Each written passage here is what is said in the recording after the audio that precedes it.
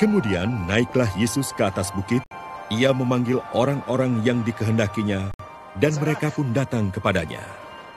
Ia menetapkan 12 orang untuk menyertai dia dan untuk diutusnya memberitakan Injil, dan diberinya kuasa untuk mengusir setan.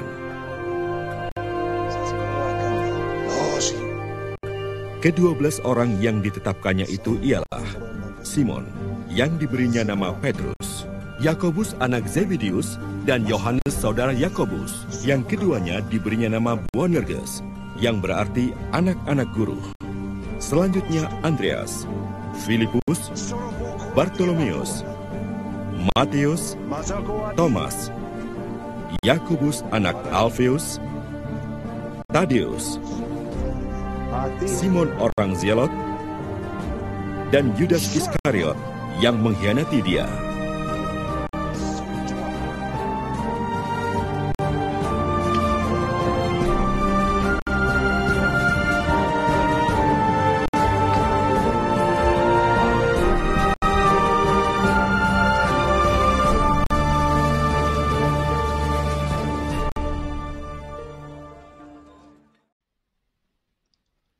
Kita dengar dari perikop Injil tadi bahwa Yesus naik ke bukit dan kemudian memanggil orang-orang yang dikehendakinya dan mereka pun datang kepadanya.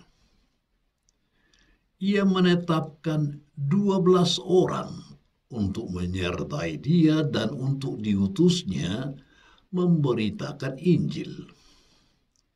Dia memilih orang-orang biasa yang penuh kekurangan.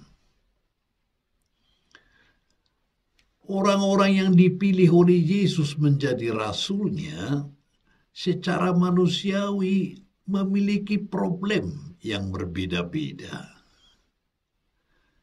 Petrus itu orang yang semangatnya menggebu-gebu dan membuat janji-janji hebat, tetapi menjadi seperti tak punya daya di saat krisis menimpanya. Petrus terlalu percaya diri, pongah, dan nantinya akan menyangkali dia. Matius itu seorang pemungut cukai yang hidupnya tidak bersih dan populer. Yakobus dan Yohanes itu orang-orang ambisius yang menginginkan kedudukan di dalam kerajaannya. Thomas dan Bartolomeus itu orang-orang yang skeptis dan tidak mudah percaya. Judas Iskariot itu orang yang karena uang menjadi pengkhianat. Ya, inilah orang-orang yang dipilih oleh Yesus menjadi rasulnya. Yesus memilih mereka untuk menjadi dasar bagi gerejanya. Dan Yesus pun pasti tahu kelemahan-kelemahan mereka dan tahu pula risiko dari pemilihannya ini. Lalu, kenapa dia tetap memilih mereka itu? Peristiwa ini mengingatkan kita juga akan panggilan kita masing-masing di dalam gerejanya. Kita dipilih bukan karena kita hebat dan tahu banyak hal. Sebagai apapun kita, sesungguhnya kita pun dipanggil untuk ikut serta dan meneruskan karya para rasul Kristus. Setiap orang dari antara kita pernah menjadi seorang murid. Minimal saya rasa kita pernah menjadi murid di SD. Dan mungkin pada saat ini pun di antara kita masih ada yang menjadi seorang murid di SMP, SMA, atau perguruan tinggi.